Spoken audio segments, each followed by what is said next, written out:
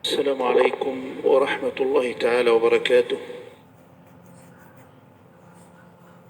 بسم الله والحمد لله والصلاة والسلام على رسول الله، وأشهد أن لا إله إلا الله، وأشهد أن محمدا عبده ورسوله، صلى الله عليه وعلى آله وصحبه وسلم تسليما كثيرا.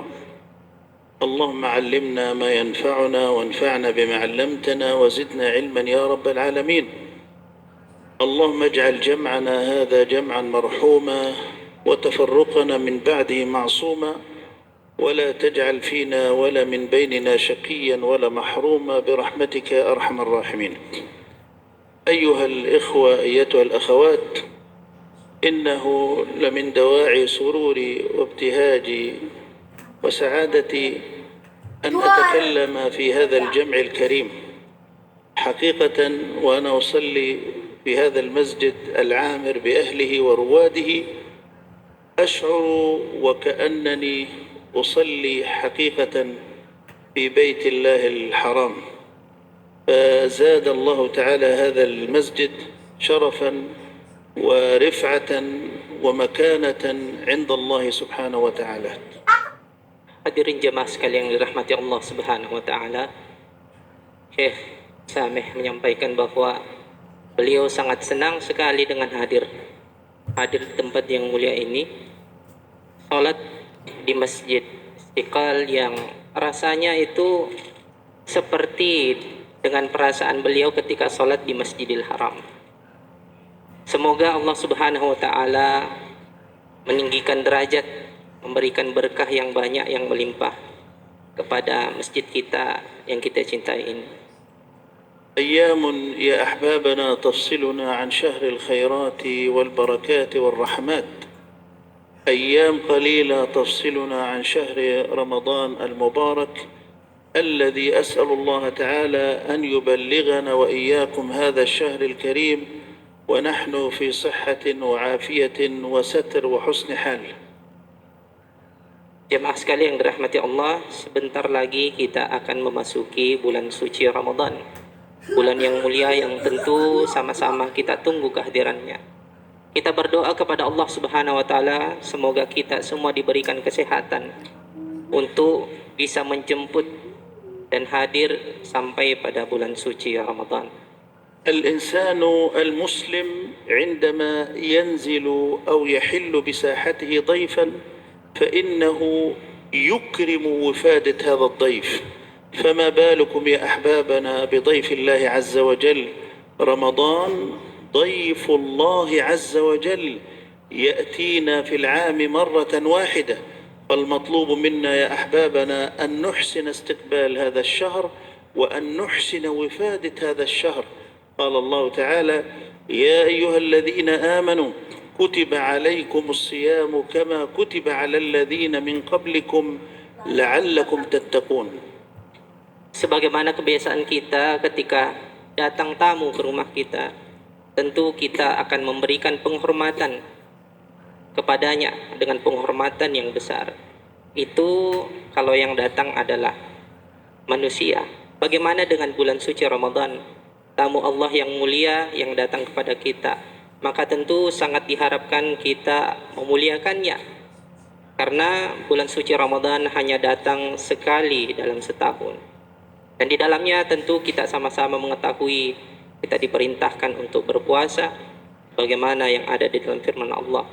Wahai orang-orang yang beriman, diwajibkan atas kalian berpuasa di bulan suci Ramadan sebagaimana diwajibkan atas orang-orang atau kaum sebelum kalian. يأتي علينا هذا الشهر الكريم المبارك والذي سيحل علينا ضيفا كريما مباركا بعد أيام، ولنا أن نتساءل يا أحبابنا، لنا أن نتساءل عن أحوال المسلمين في هذه الأيام، لنا أن نتساءل عن حال المسجد الأقصى، أولى القبلتين، ثاني المسجدين، ثالث الحرمين الشريفين. يا ترى رايات من ترفرف فوق ساحاته وقببه؟ جنود من تحيط بأولى القبلتين وثاني الحرمين وثاني المسجدين وثالث الحرمين الشريفين؟ رايات بني إسرائيل ترفرف فوق ساحاته وقببه، جنود بني إسرائيل تحيط به، ودولة الكيان اتخذت قراراً يا أحبابنا، اتخذت قراراً بمنع المصلين من دخول المسجد الأقصى، من ارتياد المسجد الأقصى. لنا أن نتساءل عن حال أهل غزة ونحن على مقربة من هذا الشهر الكريم المبارك. Tentu dengan kehadiran bulan suci Ramadan ini tidak menjadikan kita lupa dengan keadaan saudara-saudara kita, terutama mereka yang saat ini sedang mengalami kesulitan sebagaimana yang ada di Palestina atau Gaza. Mereka tentu keadaannya jauh dibandingkan kalau dengan kita ya. Mereka menghadapi kepungan, mereka menghadapi kesulitan akibat adanya tentara-tentara Israel yang mengepung, yang menghancurkan dan membuat mereka susah. Oleh karena itu jemaah sekalian, tentu perhatian kita sebagai sesama muslim sangat diharapkan di sini. يا ترى كيف سيستقبل أهلكم في قطاع غزة شهر رمضان المبارك؟ أهلكم في غزة يعيشون المحنة والمرارة والعذاب منذ 5 أشهر، وأهلكم في قطاع غزة تشن عليهم هذه الحرب، حرب الإبادة التي تستهدف الأرض والحجر والشجر والإنسان. الناس في غزة يا أحبابنا إن لم يموتوا من القصف الهمجي الإسرائيلي فإنهم في هذه الأيام يموتون جوعا. كان يوسف عليه السلام يصوم وهو على خزائن الأرض، فلما سئل يوسف عليه السلام لماذا تصوم وأنت على خزائن الأرض فيرد عليهم قائلا أخشى إن شبعت أن أنسى الجائع. Jemaah sekalian dirahmati Allah Subhanahu wa taala. Kemudian tentu perhatian kita terhadap apa yang dialami oleh saudara-saudara kita di Gaza sangat dibutuhkan di sini. Beliau menyampaikan sebuah kisah dari Nabi Yusuf alaihi salam. Beliau kita kenal sebagai orang yang punya kuasa, yang punya harta yang banyak. Tapi suatu ketika beliau itu berpuasa, tidak mau makan. Ketika ditanya, "Ya Nabi Allah, kenapa engkau tidak mau makan? Padahal engkau ini punya harta yang banyak, punya kuasa dan sebagainya." Kata Nabi Yusuf alaihi salam, "Saya tidak mau makan. Kenapa? Karena kalau saya makan, saya khawatir melupakan mereka yang sedang kelaparan." Ya, sebagaimana yang terjadi, yang dialami oleh saudara-saudara kita di Gaza. فيوسف عليه السلام كان يصوم خشية أن ينسى الجوع، ونحن يا أحبابنا غدا سنصوم هذا الشهر الكريم حتى لا ننسى إخواننا هناك في فلسطين، حتى لا ننسى إخواننا في قطاع غزة. لنا أن نتخيل يا أحبابنا، أنا قادم من غزة، أنا قدمت من أيام من قطاع غزة. المواطن في غزة إن وجد وجبة واحدة فإنه يحمد الله. الناس هناك يصومون، أولا يصومون تقربا لله تعالى، ثانيا لأنهم لا يجدون الطعام والشراب، لا يجدون ما يأكلون هناك في قطاع غزة، فبالتالي هم يصومون. لنا أن نتخيل يا أحبابنا، الناس ينزحون في المدارس، ينامون في الشوارع في الخيام، لا يوجد حمام، لا يوجد دورة مياه يذهبون إليها. الناس يكون في المدارس بالآلاف، 5000 6000 مواطن، ويكون في هذه المدرسة 4 حمامات. لنا أن نتخيل كيف هذا المواطن سيذهب إلى حمامه ليتوضأ أو ليقضي حاجته.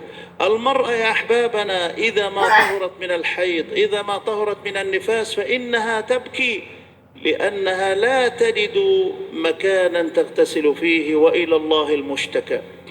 Jemaah sekalian dirahmati Allah Subhanahu wa taala.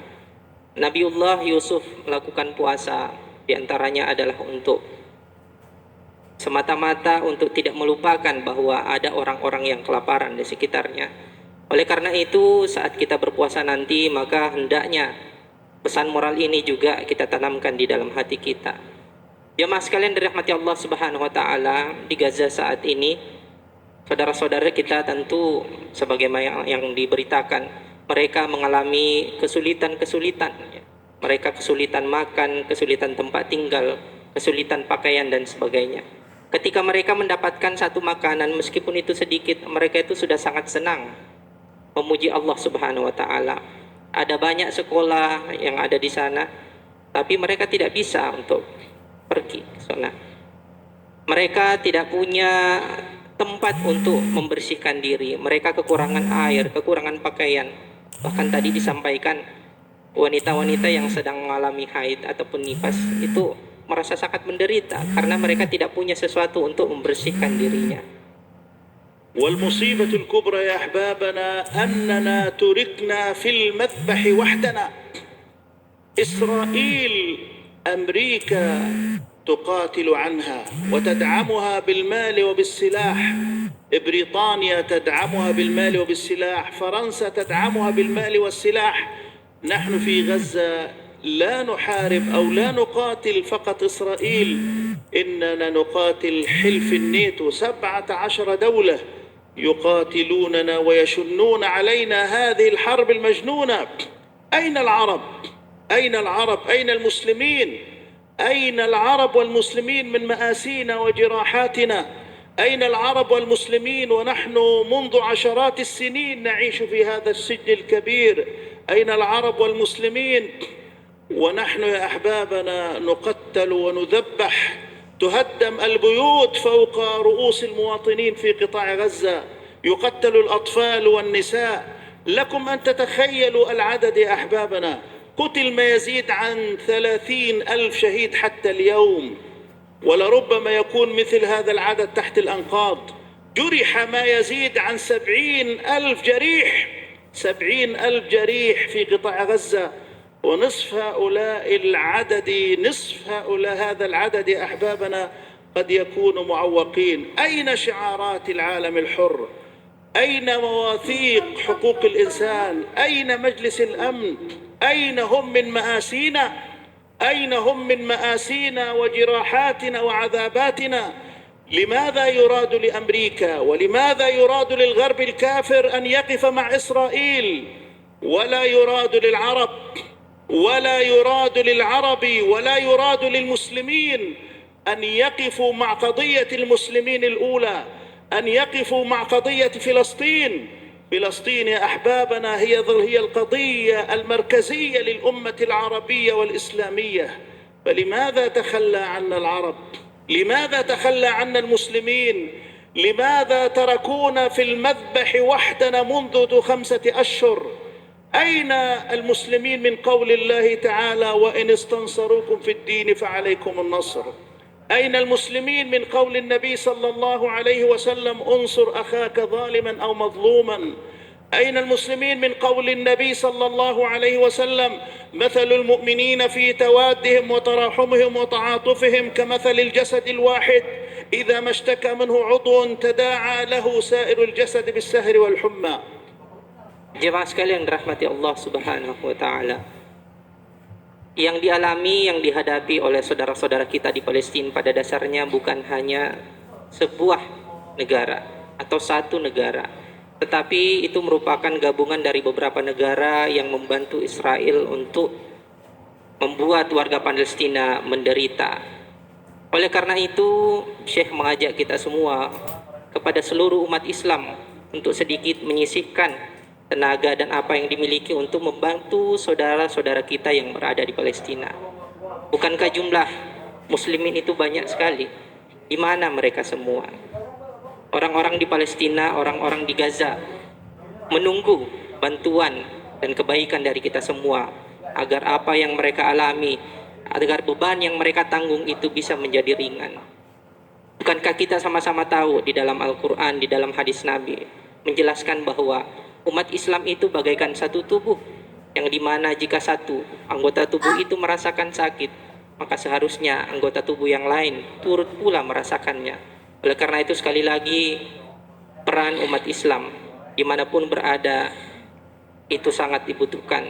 dan orang-orang saudara-saudara kita yang ada di Palestina maupun di Gaza sangat menanti uluran bantuan dari kita. في قطاع غزة يا أحبابنا، وحتى لا أطيل عليكم، في قطاع غزة لا يوجد مكانا آمنا. قطاع غزة عبارة عن مساحة صغيرة. مساحة قطاع غزة 365 كيلو متر. يعيش على هذا القطاع 2,300,000 مواطن.